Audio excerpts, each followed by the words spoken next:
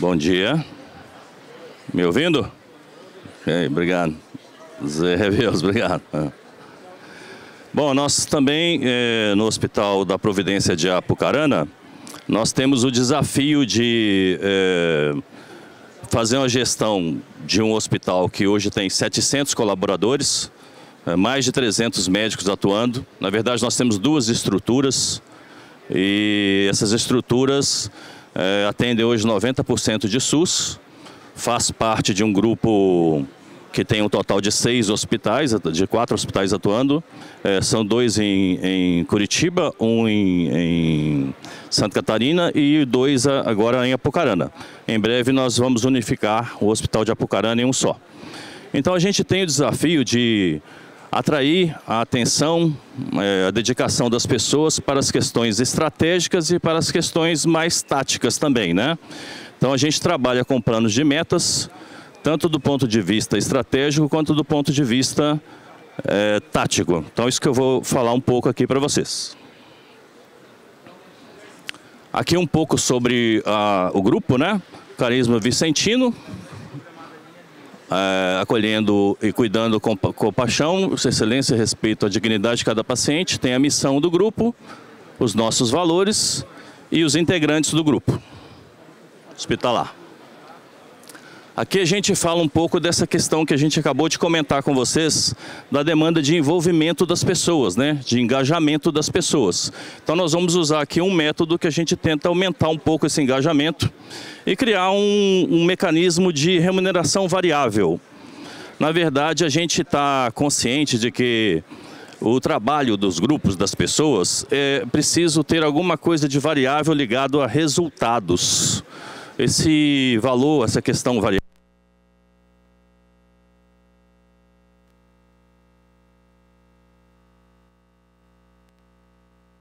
valorizada nos anos 80 com os avanços de ressonância magnética, nos anos 90 com a digitalização dos exames, com o surgimento do PACS, nos anos 2000 com a teleradiologia e laudos remotos. Nesse ponto aqui o nosso grupo foi pioneiro aqui no Paraná.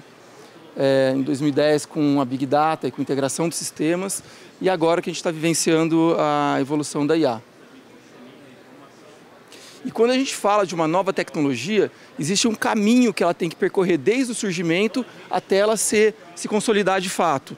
Essa aqui é a Hype Cycle da empresa de consultoria Gartner, que ela faz, ela divide essa evolução em 5 fases. A gente tem a primeira fase, que é o gatilho de inovação. Deixa eu ver se eu aplico. Que é quando surge essa nova tecnologia. No caso, a gente está falando da inteligência artificial geral. Quando surge essa nova tecnologia, existe uma empolgação muito grande, uma expectativa, e sem ela entregar de fato o resultado. Então ela vai aumentando a sua expectativa até chegar na segunda fase, que seria o pico de expectativa insuflado. E depois disso ela começa a não entregar os resultados. Então ela começa a cair em descrença, a sofrer críticas, até ela chegar na terceira fase, que seria o vale da desilusão. E depois disso...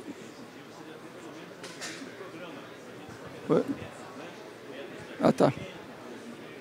Deixa o conhecimento... Ah, agora apareceu aqui. Bom, está desconfigurado o computador aqui, mas enfim.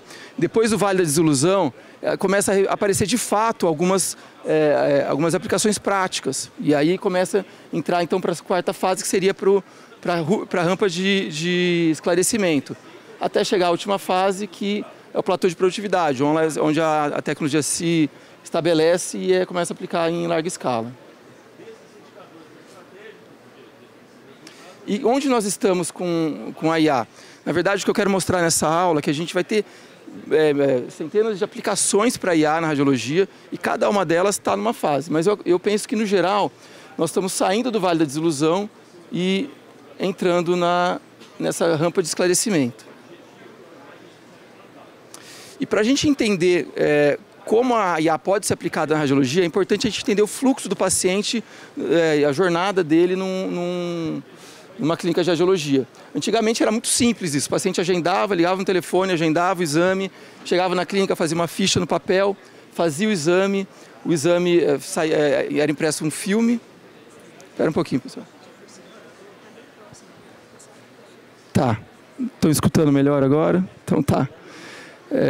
porque eu não tenho retorno aqui. Bom, de qualquer forma, era impresso um filme, o radiologista avaliava o filme no filme, escrevia o laudo e entregava para o paciente.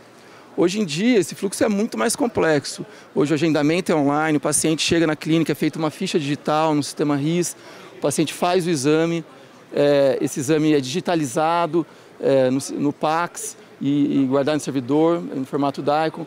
O radiologista ele vai avaliar essas imagens num monitor de alta resolução. Depois é utilizado um reconhecimento de voz para fazer esse laudo, que já tem uma IA aplicada aqui.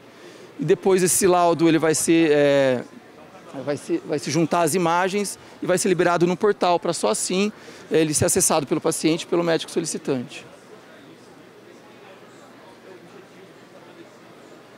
Bom, é importante a gente mapear toda essa jornada do paciente, porque cada um desses pontos são oportunidades específicas para a implementação da IA. E é o que eu vou falar a partir de agora. A gente pode implementar desde a solicitação e agendamento de exame, aquisição de imagens, análise e interpretação e o laudo e acompanhamento. Então, o primeiro ponto, antes mesmo do paciente fazer o exame, ele precisa ter um pedido médico. E já existem soluções em LLMs que conseguem ajudar o médico solicitante a pedir esse exame.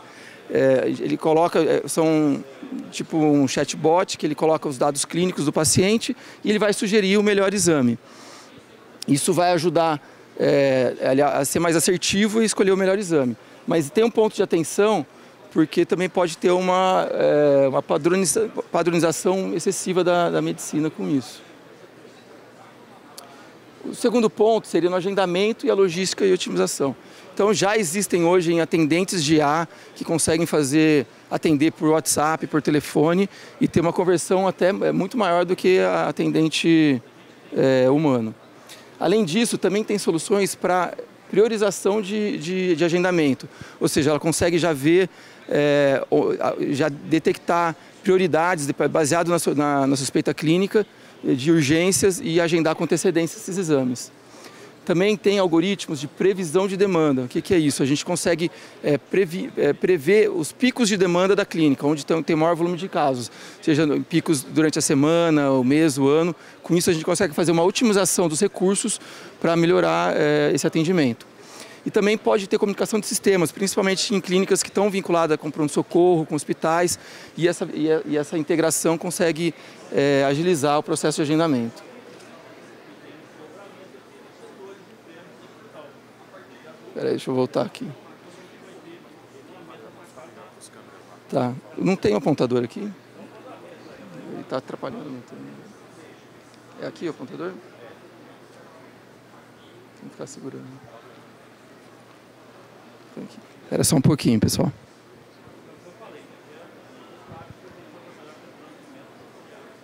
Não, tudo bem.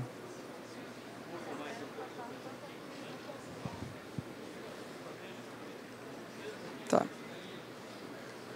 Não tem problema, pode deixar. Bom, vai ser apontador mesmo. Deixa eu voltar onde eu estava aqui, peraí. Bom, o segundo ponto seria para a escolha de protocolo. Hoje, exames de tomografia, ressonância magnética, eles existem protocolos específicos para cada situação e para cada quadro clínico. Se vai injetar contraste ou não, principalmente na ressonância magnética, qual sequências a gente vai fazer para cada exame. E isso quem determina é o radiologista. Ele vai orientar o biomédico, o técnico vai fazer o exame, como é que tem que ser feito esse protocolo. E nem sempre o radiologista está à disposição para poder fazer essa orientação. Então hoje a gente consegue fazer chatbot e alimentar esses chatbots com os protocolos para cada situação. Isso a gente consegue ajudar o biomédico, o técnico que está fazendo o exame. Com isso a gente consegue evitar fazer sequências desnecessárias, diminuir o tempo do paciente na máquina e também evitar fazer reconvocações para fazer uma eventual sequência que não foi feita no primeiro momento. Uma outra atuação é para redução de dose. Hoje já existem algoritmos que vão calcular a dose mínima necessária para fazer exame de tomografia e PET-CT e para fazer uma imagem adequada. Também existem algoritmos que conseguem pegar uma imagem de baixa resolução e sintetizar ela numa imagem de dose plena, diminuindo ainda mais a exposição à radiação. E também tem sistemas hoje que conseguem fazer monitoramento da radiação no paciente ao longo da vida. Com isso a gente consegue evitar a exposição excessiva. Também tem algoritmos para redução da quantidade de contraste a ser injetado no paciente. Ela consegue pegar uma imagem de baixa dose e sintetizar uma imagem de dose plena. Só que esse ponto aqui ainda tem pouca validação, tem poucos trabalhos validando isso. Mas se realmente ela se estabelecer de fato, ela vai ter um grande ganho positivo, principalmente no PET-CT, onde o radiofármaco é bastante caro. Aqui eu quero parar um pouquinho para vocês para falar que eu acho que é um ponto mais importante, que é a IA na aquisição das imagens. Hoje, esse ponto, eu acho que a IA já está saindo da rampa de esclarecimento, indo para uma platô de produtividade. Eu acho que a partir de agora, todos os exames de tomografia, ressonância magnética, PET-CT, mamografia, vão vir com IA embarcadas. Elas têm sensores que vão ajudar a posicionar o paciente da melhor forma, ela consegue detectar se a imagem foi feita, tem que ser repetida ou não, se tem falhas, se tem artefatos. E principalmente na ressonância magnética, agora a gente tem algoritmos de Deep Learning que conseguem trabalhar os parâmetros das imagens e otimizar ela com melhor qualidade em menor tempo. Essa aqui é a nossa ressonância magnética que a gente inaugurou ontem na Alphasonic, que já vem com IA embarcada. E eu queria parar aqui um pouco, eu acho que a maioria de vocês não é radiologista, e eu queria dividir com vocês um desafio que é para nós fazer um exame de qualidade na ressonância magnética. Acho que talvez vocês podem achar que aperta um botão e faz a sequência lá, e não é bem assim. Existem muitos parâmetros que a gente tem que avaliar, tem que adequar para fazer uma imagem. E principalmente são 3 pontos a gente tem que olhar. É a resolução, a relação sinal-ruído e o tempo. E como é que ela se estabelece? Quanto maior a resolução, ou seja, melhor a imagem, que é o que a gente quer com ela, maior o tempo de aquisição dessa imagem e também pior o sinal-ruído, ou seja, a imagem fica mais granulada, fica meio ruidosa.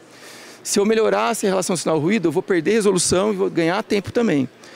Vou aumentar o tempo. Então, a cobertura é curta, então a gente tem que trabalhar com esses parâmetros para conseguir fazer uma imagem de qualidade. Então, vou mostrar aqui uma ressonância magnética de joelho, um corte coronal padrão que a gente faz na ressonância com cortes de 3 a 4 milímetros. Esses cortes têm gap entre eles de 0,3 e aqui é um tempo adequado de 3 minutos.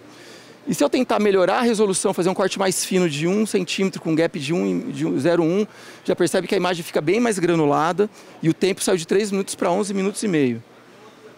E aí, se eu quiser melhorar ainda a relação sinal-ruído, melhora um pouco, aumentou para 12 minutos. É muito tempo para uma única sequência, o paciente não consegue ficar parado, fica toda mexida a imagem. Então, assim, a IA, o ganho dela é isso, ela consegue mexer com esses parâmetros e a gente consegue uma imagem, uma resolução muito melhor, com uma relação sinal-ruído melhor e num tempo melhor. Eu vou mostrar rapidamente alguns exemplos. Aqui uma ressonância de ombro, um corte padrão. E, peraí, deixa eu voltar. Ela foi feita, é uma pena que ficou desconfigurado aqui, mas ela demorou 3 minutos e meio para fazer. Aqui, com a utilização da IA, a gente ganha resolução, ganha relação sinal-ruído e fez em 1 minuto e meio essa sequência.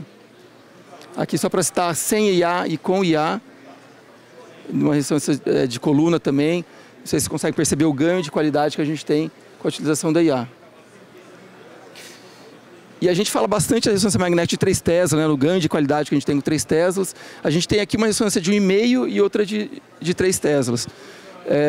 Vocês podem imaginar qual que seria uma ou outra. Na verdade, dá para perceber um pouco que essa aqui tem uma resolução um pouco maior. E, na verdade, aquela ali é um 3 Tesla tradicional. Essa é de 1,5 com o uso da IA. Ou seja, a gente tem um ganho de qualidade além do 3 Tesla. A gente consegue ter um detalhamento anatômico maior e, consequentemente, uma acurácia maior do resultado. Na ressonância magnética de próstata também, que já é bem estabelecido que o 3 Tesla tem ganhos em relação à ressonância de 1,5, e aqui a gente vê um 3 Tesla com 1,5, com utilização da IA, um ganho de qualidade maior até do que o 3 Tesla.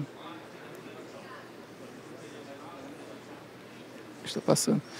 A gente consegue ganhar também até com fazer angiorressonância magnética sem utilização de contraste, que antigamente ficava com uma imagem não muito boa. Hoje a gente tem uma qualidade da imagem surpreendente. Bom, após a aquisição da imagem, a gente vai entrar na análise propriamente dita dos exames. Eu vou dividir em três três etapas. Seria a triagem, ou seja, a IA ela consegue avaliar essas imagens antes mesmo do radiologista, logo que elas saem do aparelho. O add-on, que eu vou chamar de um copiloto do radiologista, que são ferramentas que vão auxiliar o radiologista na análise das imagens. E o laudo autônomo propriamente dito, que seria ele mesmo, a IA como leitor primário e o radiologista apenas como um validador. Na triagem, ela tem um grande ganho, principalmente em grandes centros radiológicos, que tem centenas de exames para ser laudado, estão todos no sistema. E ela consegue avaliar e detectar situações de urgência, de emergência, como hemorragia intracraniana, numa TC de crânio, como identificar um pneumotórax e fraturas no raio-x, numa radiografia, e fazer triagem também de tromboembolismo pulmonar. Ela vai detectar e ela já vai colocar direto como prioridade máxima para o radiologista laudar. Com isso, a gente tem um diagnóstico mais precoce, um tratamento, consequentemente, mais precoce e um melhor prognóstico do paciente. As ferramentas, existem inúmeras ferramentas que vão auxiliar o radiologista, dentre elas vão ter ferramentas que vão ajudar a detectar lesões sutis que poderia passar desapercebida ao radiologista, ferramentas de quantificação, ela vai quantificar e fazer volumetrias de órgãos, de estruturas, de tumores, que poderia demorar horas para um radiologista fazer, ela faz em segundos. E também tem softwares de sugestão de diagnósticos diferenciais também. Além disso, existem algoritmos que conseguem tirar informações que não são visíveis aos olhos humanos. A principal delas é a radiômica. Ela consegue fazer cálculos matemáticos baseados nas imagens e tirar informações como textura, forma, intensidade. Ela consegue identificar biomarcadores e é uma coisa que está começando agora que acredito vai ter um grande ganho no futuro. E o laudo autônomo propriamente dito, que é onde tem maior expectativa, que acho que é onde cria maior especulação, na verdade a gente está engatinhando nisso. Existem pouquíssimas soluções, são soluções específicas que conseguem avaliar mamografia, rastreio de nódulos em tomo de tórax. A gente tem programas também que fazem um laudo de raio-x de tórax com os achados comuns, mas ainda tem muitos falsos positivos e negativos. Eu vou citar rapidamente agora, para não perder tanto tempo, algumas aplicações práticas da IA em algumas diferentes especialidades, como a detecção de AVC, na neuroradiologia para detecção de AVC, para fazer volumetria hipocampal, de volumetria de córtex cerebral, mapeamento de conectividade. Na radiologia musculoesquelética, tem os softwares que fazem avaliação da idade óssea de forma automática, detecção de fraturas, quantificação de degeneração articular e consegue fazer medir densidade óssea sem utilização de densitometria. Na radiologia torácica, para avaliação de nódulos pulmonares, desde a detecção, classificação e monitoramento deles, consegue fazer quantificação de enfisema, análise de padrões intersticiais, até avaliação funcional do pulmonar. Na radiologia abdominal, ela consegue fazer quantificação de gordura hepática, fazer detecção de fibrose com a radiômica, caracterização de lesões focais, avaliação de doença inflamatória intestinal. E na radiologia cardiovascular, ela consegue quantificar a calcificação coronariana, fazer análise funcional de fração de ejeção, avaliação de risco com os biomarcadores de radiômica e quantificar de forma automática as placas coronárias. Bom, após essa análise, a gente entra na elaboração do laudo. E hoje a gente tem, como eu comentei, o reconhecimento de voz, que já foi um grande avanço, só que hoje os reconhecimentos estão bem mais avançados. Hoje a gente consegue apenas conversar com uma IA, passar os dados alterados e ela confecciona o laudo completo. Também ela consegue fazer integração com sistemas, ela consegue integrar com um prontuário eletrônico e fazer uma contextualização no laudo, acessar um laudo anterior e fazer uma análise comparativa de forma automática, isso facilitando a vida do radiologista.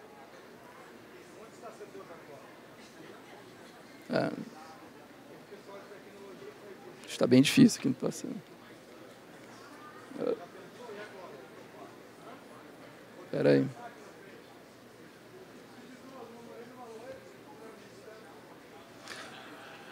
Bom, então após a entrega do laudo, que seria o produto final do radiologista, a IA ela consegue continuar tendo atuações após isso, com integração multidisciplinar. Ela consegue ajudar no planejamento cirúrgico, fazendo reconstruções tridimensionais, ela pode fazer mapeamento vascular para ajudar nesse planejamento, evitando sangramentos. Na oncologia, ela consegue fazer correlações dos dados de imagem com dados genéticos para fazer uma previsão, por exemplo, quanto que o grau de resposta para uma quimioterapia. Ela consegue fazer análise funcional fundindo exames de imagem com a análise funcional, como, por exemplo, fundindo uma ressonância funcional com um eletroencefalograma para detectar um foco de epilepsia para a programação cirúrgica dele. E com tudo isso, a gente tem grandes ganhos operacionais. Não vou entrar em detalhe aqui, mas a gente tem vários trabalhos mostrando esses ganhos em vários centros. A gente tem ganho de tempo de laudo, precisão, maior ganho na precisão diagnóstica, satisfação do paciente, ganho de produtividade e redução de erros. E com isso, muitos profissionais vão se beneficiar. Os radiologistas vão ter redução de tarefas repetitivas, auxílio em casos complexos e vão ganhar produtividade. Os médicos solicitantes vão receber laudos mais objetivos, integração com os prontuários e sugestões de condutas também. O paciente também ganha diagnósticos mais precisos, menor tempo de espera, tanto na realização do exame quanto para receber o laudo e melhora de comunicação. E as instituições vão ter otimização dos recursos, redução de custos e vão ter melhoras dos indicadores.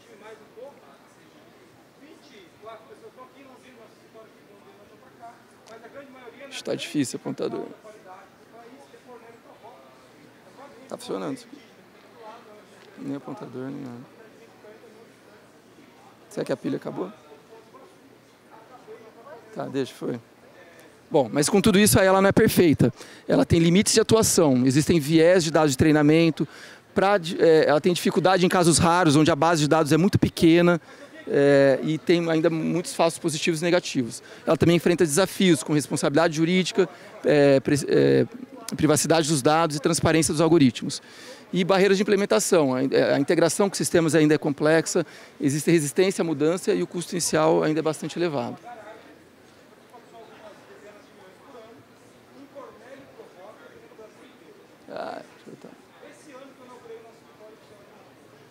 Bom, a ideia dessa aula não é me aprofundar em todas as soluções de IA, mas é mais para desmistificar a IA. Então, eu queria só enfatizar que a IA ela não vai substituir o radiologista, ela é uma ferramenta que vai ampliar as capacidades do radiologista.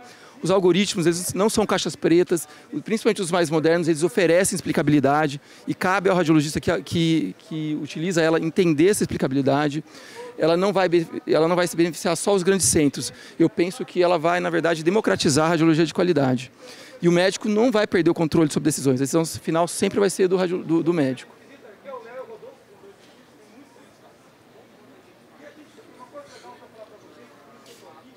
E deixa eu voltar.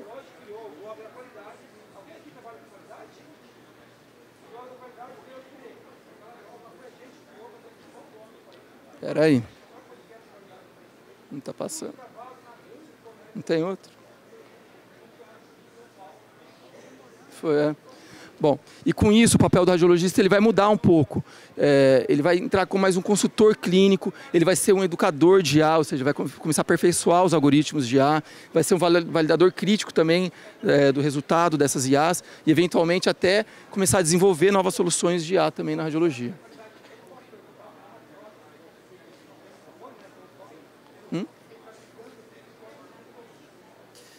E a IA também vai ter um impacto sobre a formação do radiologista. Eu sei que tem residentes, nossos residentes estão aqui pelo menos, mas tem mais residentes aqui. E existem algumas habilidades que vão continuar sendo fundamentais para o radiologista, como interpretação de imagem, saber a anatomia radiológica, a física dos métodos, os protocolos de exames e saber correlação clínico-radiológica. Mas além disso ele vai precisar de novas habilidades. Vai ter que começar a ter conhecimento sim de ciência de dados, validação de algoritmos, saber fazer uma avaliação crítica da IA, gestão de tecnologia e comunicação interprofissional.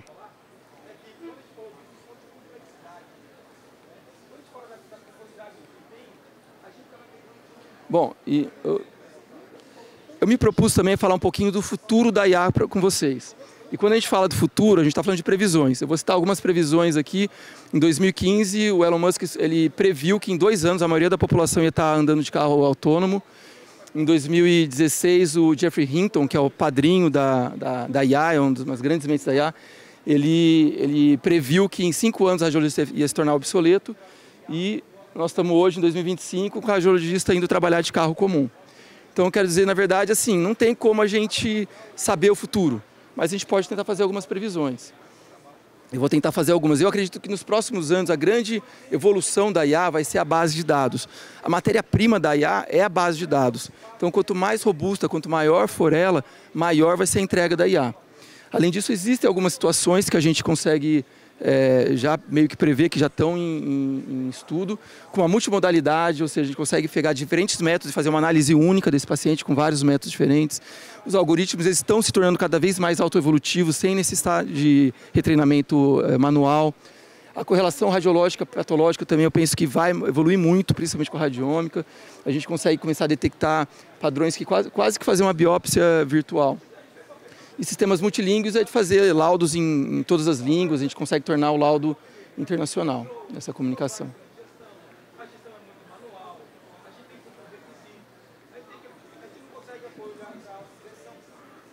Bom, e nos próximos 10 anos? Aí sim, talvez eu penso que os laudos vão começar a tornar cada vez mais autônomos, sim, e o radiologista vai tomar um papel mais de validador desses laudos.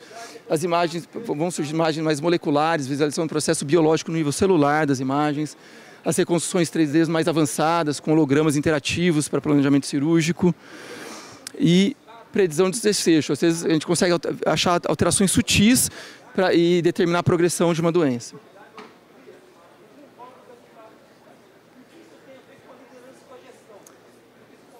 Independente de qual for esse futuro, eu acho que a chave para o sucesso sempre vai ser o fator humano. A colaboração humano-máquina, ela sempre vai ganhar de um ou outro de forma isolada. O julgamento clínico, a experiência, a intuição humana continuam sendo insubstituíveis. E eu acredito, na verdade, que isso não é só para radiologia. A gente pode extrapolar isso para, acho que para todas as áreas de atuação da IA.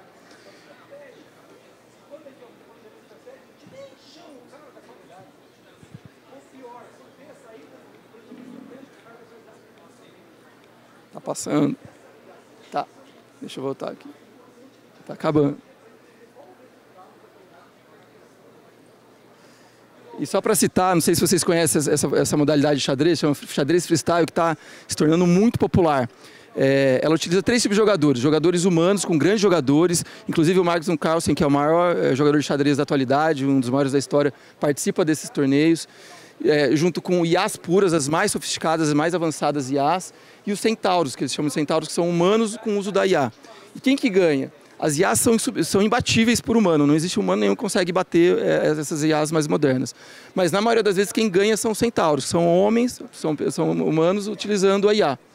Inclusive até teve campeonatos que jogador amador usando a IA ganhou de grandes jogadores e dos algoritmos de IA.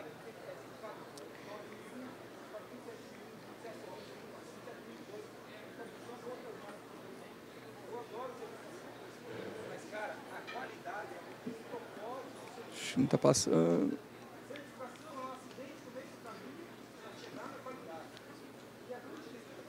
Para onde eu aponto?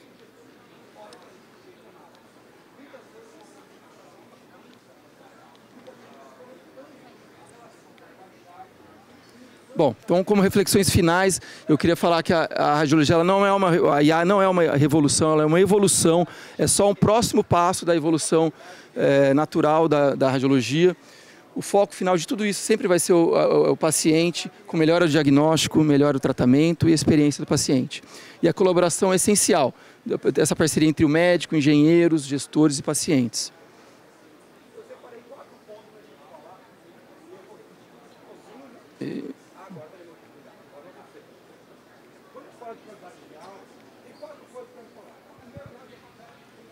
Então, só para enfatizar, então, a IA não vai substituir o médico, ela vai potencializar o médico.